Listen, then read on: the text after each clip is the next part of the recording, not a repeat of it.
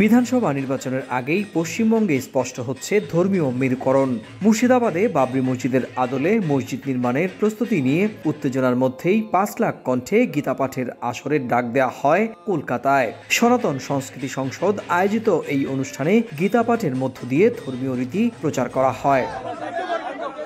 আয়োজকরা অনুষ্ঠানে রাজ্যের মুখ্যমন্ত্রী ও তৃণমূল নেত্রী মমতা বন্দ্যোপাধ্যায়কে আমন্ত্রণ জানালেও তিনি এড়িয়ে গেছেন।